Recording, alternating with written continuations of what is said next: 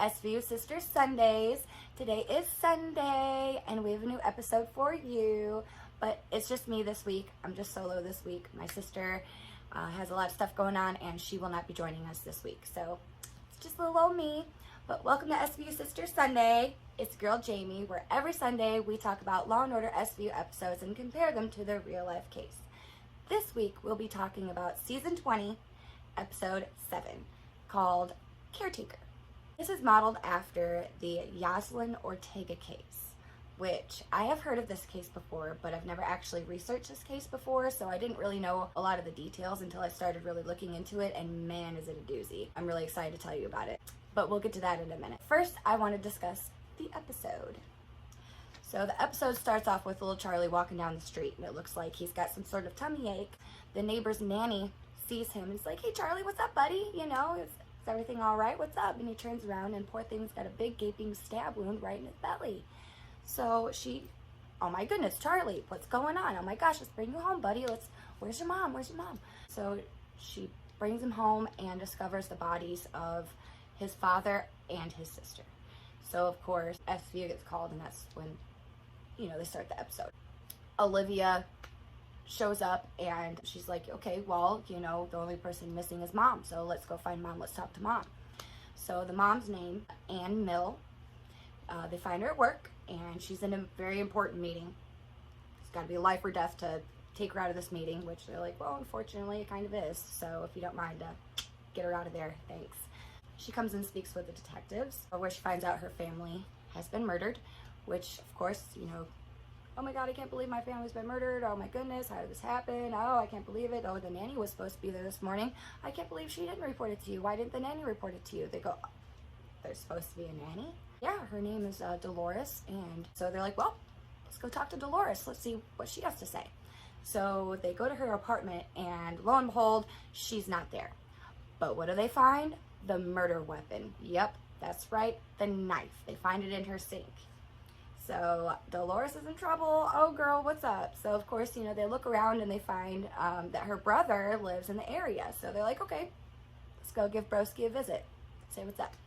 So they go to his apartment and they see this couch like backed up to like this thing that could be a door, but it's not a door. So they're like, "What's behind the couch?" He's like, Nothing's back there. I have no idea what you're talking about." "What couch?"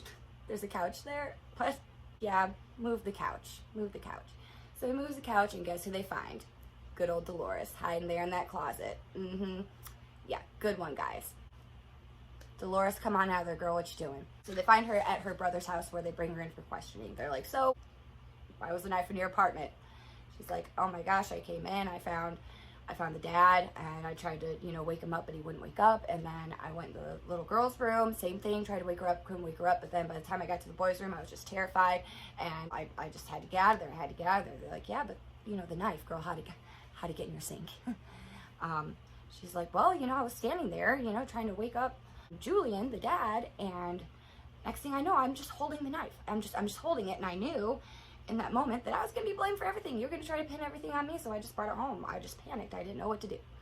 So, which, you know, is kind of reasonable. However, I really hope if you stumble upon a murder scene, you don't touch the murder weapon. It's kind of a big one. After really not getting anywhere with Dolores, because obviously she wasn't budging, she wasn't going to confess or anything, they're like, "You know what, let's go talk to other nannies, let's go get a feel for this girl, let's go see what's going on." Well, while they're doing that, they decide to go and look back at the mom. Well, they go and they search the mom's office and they find these running shoes with what looks to be a spot of blood on the bottom. Fishy girl, fishy, fishy. So, of course, they test the blood and it was the children's blood, and the mom, they bring her in, they confront her with the evidence, and of course she confesses. Turns out the mom had been embezzling money from her work and disguising it as client money, which is a big no-no. You don't do that. That's theft in a very high amount. She knew that it was over. She knew that she had been flagged. She knew that there was an investigation. She just knew it was over, and she wanted to, quote, spare her children the cruelty of the world. She grew up in a basement apartment, and she knew what it was like to be poor and this, that, and the fourth, and she wanted to, quote, spare her children of that. Which, by the way, I grew up kind of poor, and I feel great Okay? Just throwing it out there. Anyway, you know, so she goes for an insanity plea. Go figure. She claims she had to do it. They were better off. I had to do it. No question. So she's classified as a family annihilator, according to the psychiatrist who interviewed Anna while she was in prison. Anna said that she knew her life was over because of the theft at work, and in her mind, she was sparing them, quote, the pain and humiliation of the legal repercussions of her actions. Anna's lawyer is going for an insanity plea, so Olivia goes out to try to prove that she had planned the killing.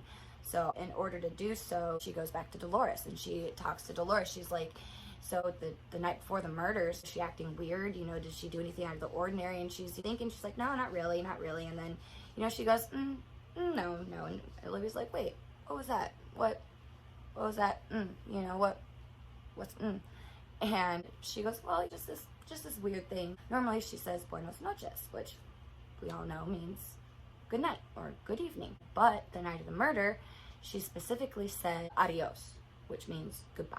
And she gave her a kiss, which apparently she does not do. Miss Anna does not give kisses, okay? Basically saying, hey, I'm never gonna see you again. I know it's over. So, and then of course they go to trial. At the trial, Anna's lawyers try to convince them that she's not crazy, which of course she is. She's crazy, she's batshit insane. In the series, she was not convicted of the children's murders, but she was convicted of her husband's murder. In the series, the jury can't believe that a sane person would kill their children, which I can see that. You know, if I was on that jury, I could understand that. I have a child, I get it. But, and then that's it. Dick Wolf. End of the episode. So, the case. This is the Yoselyn Ortega case, which is Murder Nanny. On October 25th, 2012, the bodies of two small children were discovered by their mother. Their mother found the children in the bathtub stacked on top of each other with stab wounds just everywhere, just all over the kids' bodies, and they were gone. With the nanny on the floor with stab wounds on her as well. Both the children were cut so deep that both of them were nearly decapitated. It was definitely overkill, and the cops said that it had personal written all over it. Lulu, the little girl, was 6, and little Leo, the boy, was 2. They say that Leo was sleeping at the time of his attack, and they believe that he was attacked first because little Lulu had defensive wounds on her. They said that she had twist marks on her from the knife, on her torso and on her back, from where she was trying to escape and trying to get away from the person who was murdering her, which naturally I would too. But the father was out of town at the time of the murders. The reason why they were discovered when they were is because Lulu, the little girl, was supposed to be brought to a ballet class, and when Yoselyn, when she did not show with Lulu, the mother, you know, knew something was up. She's like, whoa, what's going on? You know, where's my little girl? Where's the nanny? You know, they're supposed to be here. They have another daughter who was with the mother at the time of the attacks. Her name was Nessie for short. I have a hard time pronouncing her first name, so we're just going to call her by her nickname, Nessie. But Nessie was with her mother at the time of the murders, so she was spared. Apparently, Yoselyn claimed that she was upset because she had talked to Marina, is the mother's name. Yoselyn said that she had spoken to Marina about her financial troubles and that she needed more hours and that she needed more money, basically asking her for a raise. And she was like, yeah, sure, you know, no problem, I got you. She's like, you know, and if you don't mind to do some housework, I'll pay you an extra $90 on top of that per week. At the end of the day, she was making a little over $2,000 per month working with these people, which is a lot of money. That's enough to definitely keep yourself sustained. That's for dang sure. Anyway, apparently only after the bodies were discovered is when Yoselyn stabbed herself multiple times in the arm and in the neck. She slashed her wrist and slashed her neck so deep that she cut her own vertebrae. I mean, she wasn't paralyzed, but she went all the way down to her vertebrae from the front. Yeah, that's crazy. How are you gonna stab yourself? I mean, cheese and crackers, man. So of course, she also went for the insanity plea. They knew it was her. Oh, they knew it was her.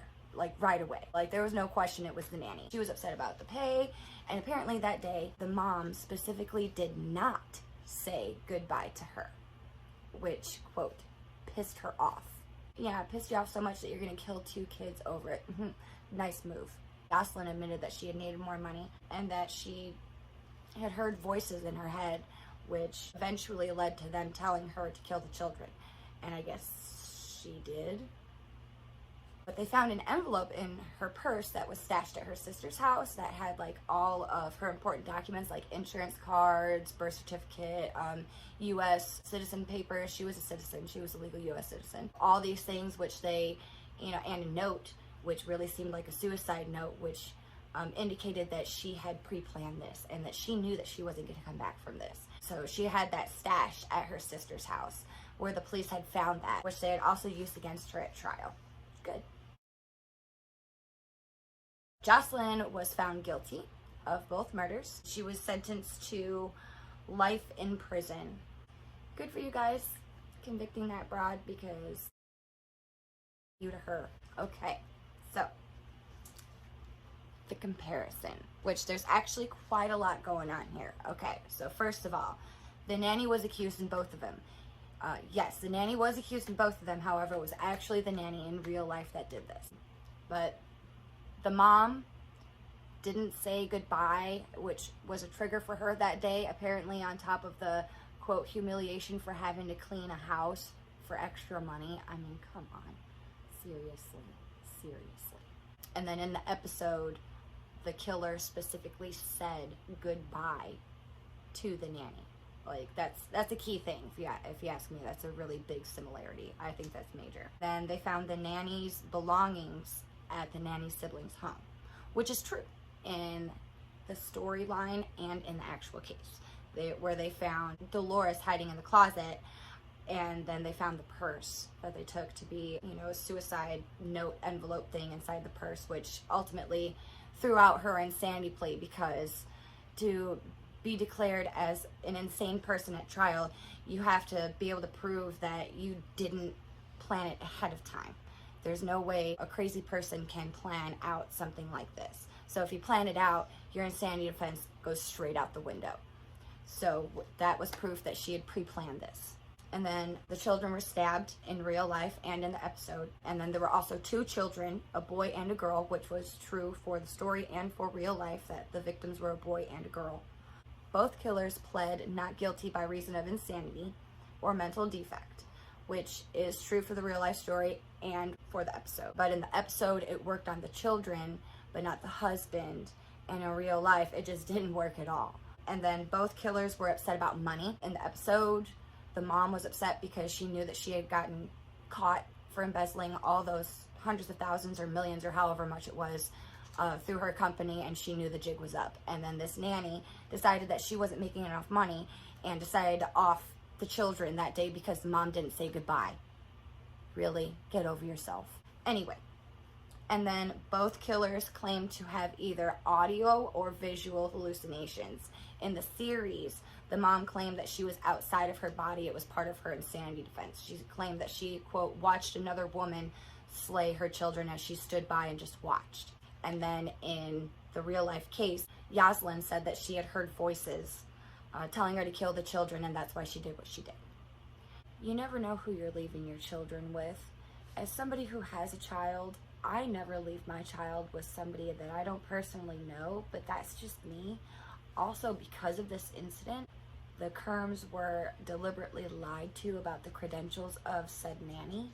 There is now a law called Lulu and Leo's law, where in the state of New York, it is now illegal to knowingly give false information on a caregiver resume or to apply for a caregiver position. Now it is punishable by law to knowingly falsify those applications.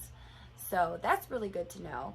At least people will be punished now in the state of New York for falsifying this information. But, as a parent, it again hits home. I know I say that in almost every episode that I do where children are involved, but a lot of terrible things can happen to children if they're left in the wrong hands, and people need to be more aware of who they're leaving their children with, because wolves come in sheep's clothing all the time, and predators come in all shapes and sizes. So just be aware of what you're doing with your children and who you're leaving them with. For the Chris Watts case, there are some similarities, and it does say online that it is modeled after that one as well. However, there's only just a couple that I can that I can see. Number one is they killed the other parent. So, you know, like the dad was killed, but in the Chris Watts case, the mom was killed as well. There were 2 children that were killed in the Chris Watts case, and there were 2 children that were killed in the episode. Chris Watts is also a family annihilator.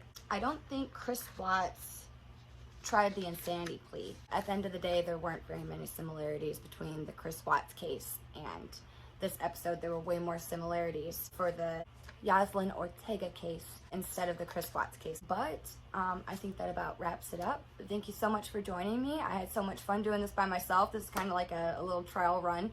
But thank you so much for joining me, and come back next Sunday. Love to hang out with you then. Bye. No, don't.